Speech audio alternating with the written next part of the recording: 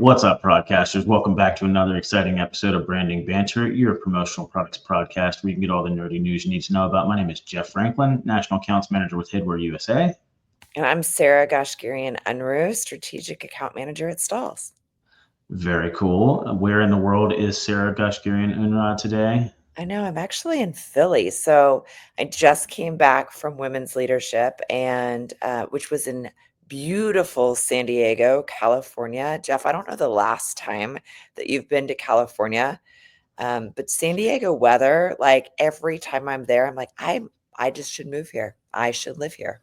It's gorgeous. Yeah, I mean, the last time I was in California was what did I go in January before Vegas this year? Can't remember. Either way, it's year round. The weather in SoCal is always perfect. It's just beautiful. I just love being outside there, and so part of so the event was actually, on Coronado Island, and so, again, another beautiful spot. But to be right there on the water and then, you know, to go outside to go have our meals was amazing. So breakfast was outside. And then, always I feel like anytime you attend any type of conference, you're inside, you're in a ballroom, and you might be in this beautiful city, but you don't ever get to enjoy it. So it was nice that they had the meals outside so we could really like enjoy the weather and get some vitamin D and just I feel like recharge and then go back inside for the next session. So that was amazing. Well, it's funny that you mentioned WLC because that's our topic today, Sarah. There we go. Hey, hey. But before we do that, it's just you and I today.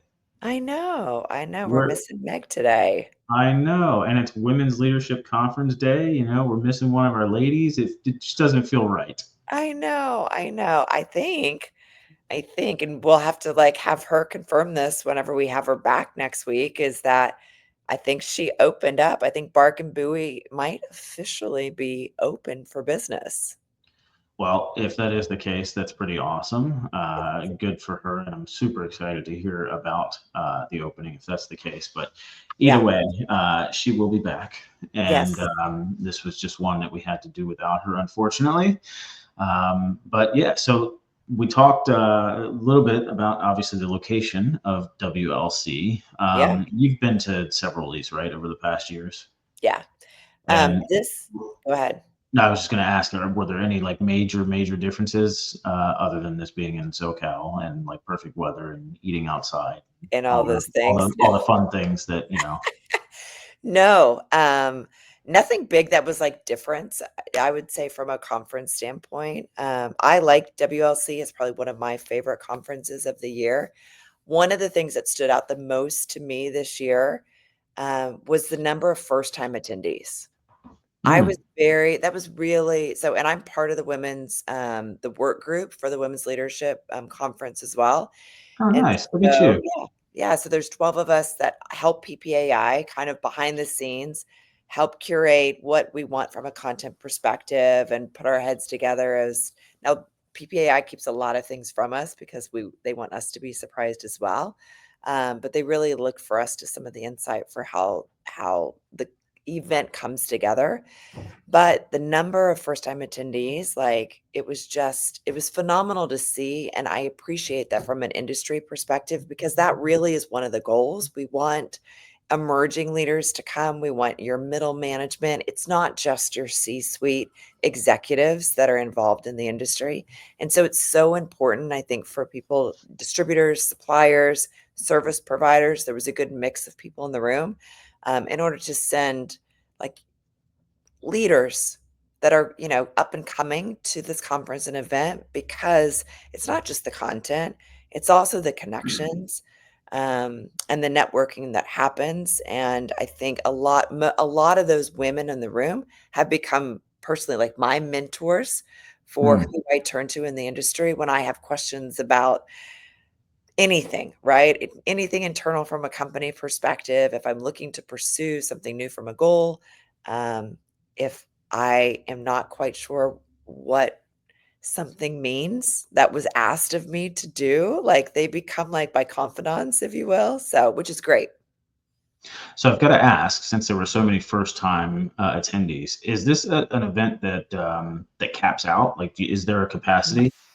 It does, and every year, depending upon where we host it at, is depending upon what that magic number is. So 250 was the cap this year. So Okay, a little more than last year. I think last year, I wanna say we were about 200, 225, and so a lot of it depends upon the space, right? And so sure. it does cap out, and so 250 was our number this year, which we sold out, so which was So great. do you think that previous attendees have sort of decided to take a step back in order to let other people come in? Mm. Or I like think what percentage do you think was actually like first time attendee? I think it was probably 30%. Wow, that's Was the pretty first time we which is pretty good, pretty right? And decent, yeah. well, which we love to see. I think the other thing too, and it's a great question because I don't know necessarily that people stop attending. You have some women who attend every year. Like this is their 16th, 17th women's leadership event that they've been to, Sure. or women's leadership conference that they've attended. And then you have some women, of course, like this was their first. And so I think there's a few things that happens. One, calendars, dates, life happens, right? Oh, hey, there we go. That we all have different things that are going on in life, and it just the date alignment, just doesn't work. Did it I do that think automatically? it did do that automatically. I So if I know. do this, it's I It's don't know, it's you probably gotta not gonna love get you gotta love it math to doesn't like see me. there you go. Woo! Alright, I think the Sorry, other thing that squirrel. happens I know we got distracted, we're having our squirrel moment. I think the other thing that happens too is that you have some women leaders who have really I don't wanna say they're at a higher level from an executive perspective, and this is a great conference, and they know that, like, they've attended it in the past, and they wanna be able to pass that on to some of their other emerging leaders that are women inside of the industry, and so they encourage them to attend. I know some companies do it as, like, an incentive, almost like an award, for them to be able to go, and this year was the first year we actually had a scholarship, and we raised money at this event as well for a scholarship for WLC that then, 2 women actually received the scholarship this year to Hmm, um, attend the event, which was amazing because it's costly, right? And we know that, like, not all distributors and even not all suppliers have the resources in order to send, women to this conference, and so I think we've done a really great job of different ways in order to try to make sure that the room doesn't feel like a repeated girls' club, if yeah, you will. So, sure. it's not just a girls' trip. So let me ask, I know there's a couple more things that we want to cover for WLC. We definitely want to talk keynotes and we want to talk about Women of Achievement or Yeah, Women of Achievement. Should we do the Women of Achievement award first and then get into some of the keynotes, or yeah. do you want to save that for last? We can do Women of Achievement. So, the Women All of right. Achievement event, we actually announced on Tuesday. I think it was announced a little bit ahead of time as to who the Woman of Achievement was, but Vera Mazzillo from, Performa was a Woman of Achievement. And she spoke, at we did a dinner for her on Tuesday to honor her, winning this award. Greg was there as well, so her husband Greg was there. If you're part of the Performa family, I know most of you know Vera and Greg really well. Um, she got up and spoke and just, thanked everybody, and which was nice to hear. I will say, one of the things that she said that I didn't realize, they had 10 children amongst the 2 of them. I mean, I did not realize Did you that. say 10? 10, 10, 10, like 1-0. 1-0. I didn't know that. That was like a fun fact for me that I learned. I had no idea. That's Yep. crazy. Isn't it crazy? The Yeah. other thing too that I mean, I haven't I've had a few phone conversations with Vera, and so but I haven't, um, had an opportunity to interact with her. One of the things that I really took away from a lot of what she shared was how much of, like, a coach she is. She is really, really good, and this is a skill set that a lot of people just don't have, that I feel like is really unique, to be able to have conversations and ask people, like, "What do you like to do? What do you really enjoy? What helps bring you that joy?" To help guide them into, like, where they should be from a career perspective or an opportunity for them to advance further for their career, and so she does a really great job of coaching people around her in order for them to be plugged into where they're really gonna be successful because they have this joy attached to what they enjoy doing. And I think that is really, really important, and sometimes something we forget is that Mhm. really it's not just about passion, it's really about what you enjoy and what brings like because work does fill up 8 hours at least of your At day, least. and so Yeah. it should be something that brings you happiness and that you look forward to doing on a daily basis, and so if you really love people and connecting with HR, then that really should be your path. If you're an ops kind of person, then, that is your path. If you're sales, whatever it is, but, I think it was one of her messages was really, like, helping identifying that and leaning into that in order for you to be the most successful that you're gonna be from a career perspective, so that was insightful. So congratulations to Vera on Women of Congrats, Achievement for Vera. the year, so definitely well deserved. That's awesome. Yeah. And, all right, so keynotes then? You said there Yeah. were several that really were just So phenomenal? So this event, it's fun. It's different than NALC, right? Like I attended NALC, and NALC, I think it really has to do because of what the audience is. It's a very different audience. This is all women, Mhm. and so you really look for women who have positions of all different levels. And so, our first keynote was Erica Dewan, and you guys can look her up, but she's got a couple of great books as well that she has written, but she really talked about, like, how important communication styles are, and one of the things I think we forget and here, Jeff, like, we live in different areas, we're on a podcast together, we kind of understand how we communicate with each other, but when you're in sales and everything, you don't necessarily get that. And I think one of the things that she really, like, hit home with me, was, like, cut the crap at committees. Like, sometimes we have too many meetings and too many things or too many groups for things that, like, we just don't need. So it's like you almost need, like, the cut the crap committees, like, because it's just get down to the knit and grit, looking at your calendar, figuring out, is that a 15-minute meeting? Is it a text? Does it is it a Slack message? Like, where's the communication best in order for your message to hit home? And Mm. really mirroring. I know we talked about some people understand mirroring, especially if you're in your sales, you can understand if you're talking with somebody, but really mirroring the communication style of the person that you're working with and realizing, I'm sure when you meet with Peter and Michael, they're different in their communication styles. And so you have to adjust. So then that way, especially if you have a message that you really want to drive home of how you're going to communicate with either whoever that is. And I think we forget that sometimes because we just are so worried about ourselves and our message that we want to put out, we forget that somebody else is absorbing it. And so it's important for us to make sure that our communication is mirroring who that person is and how they receive the information. So that was really like a great kind of reminder of like, yeah, some people don't No, like to that's read, some people like bullet points, some people like every detail put out inside of an email, right? So who are you yeah. communicating with? And unfortunately, well, maybe not unfortunately, but like that's one of those things about communication and speaking is that it's not just about what you're saying; it's about how it's being heard or how it's being Yes, received. And you've really got to, if you're going to be a skillful communicator, you've got to consider that for sure and figure out how it's going to be received, and then how to pivot what you were going to say in order to allow it to hit the way that you intend it to hit. It's a skillful art. it is, and I think one of the things it was, Brittany Godstein from, Gold Bond was Hold later on. on a panel, and I love her. If you guys don't know who she is, she's amazing. You guys need to connect with her. But it was so true, and it tied into what Erica had said from a communication style. She was like, "If you send me an email and I can't just read it on a phone, and the moment I have to scroll, you lost me because I feel like then I have to come back to it because it's more information that I need to absorb."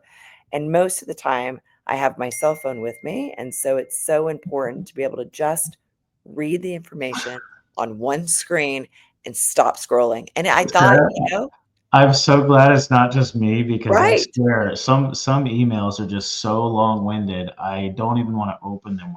When I open it and I see that it's 18 paragraphs, I'm like, You put it uh, away. Isn't that the I'm truth, gonna I'm though? gonna Like, save this one for later because there's like 10 other ones that I can answer in the time that I'm gonna read this one. So yes. yeah.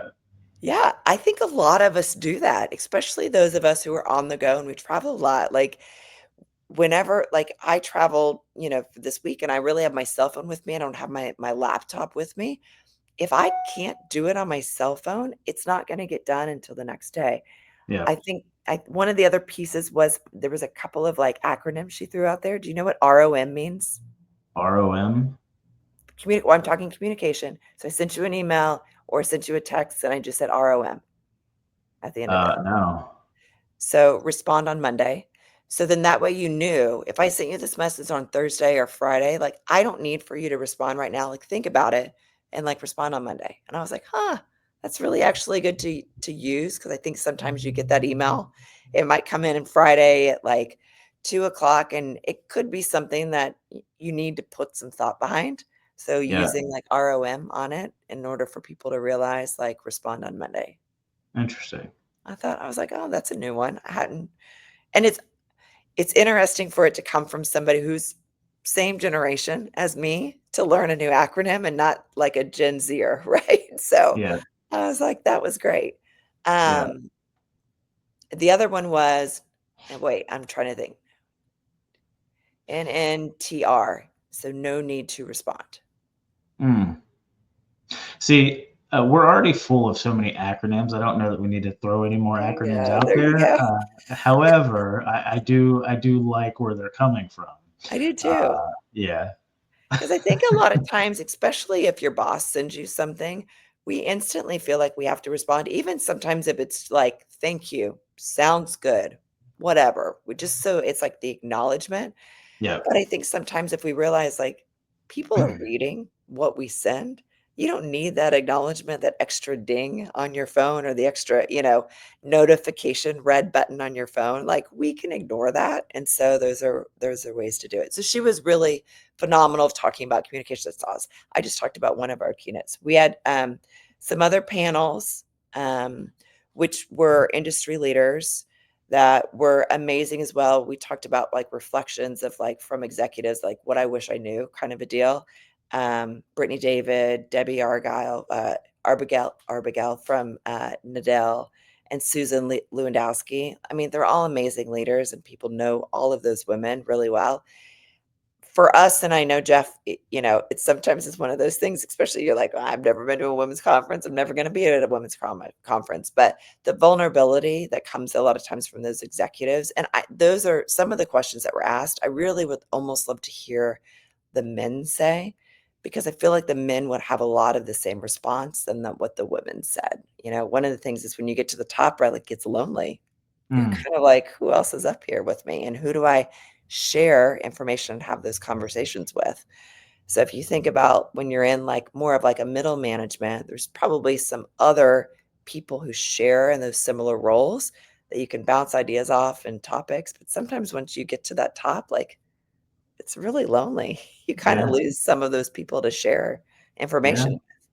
So You got to find people on other mountaintops. yes, yeah, Yeah. exactly, which is why, like, attending conferences and events to me is so important because it's that network, right? And so now you know who you can come to and who you can connect to and have some of those real conversations. Yesterday, then we had 2 different keynotes. One was this woman named Christy Grant Hart, and so her topic was she talked about, you can kind of see this throughput line, but mastering the art of influence, risk, and resilience. So, really, like, capturing leaning into your risk and how you should lean into your risk, but and knowing at what point in time that your risk actually helps you get your potential, for Mm. what it is that you're looking to do.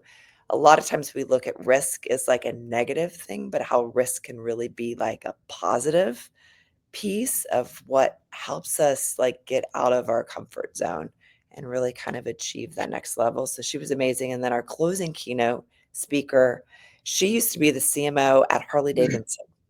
Mm. Okay. So she had been at like McDonald's and Visa and some of these really like well-known Fortune 500 companies, landed a VP of marketing job role at Harley Davidson, which eventually accelerated to her to a CMO position at Harley Davidson. But her message, though, was more of like, "I quit so you didn't have to," of realizing at what point in time it's like finding that balance between work life, family life, all of the other things that you've got going yourself.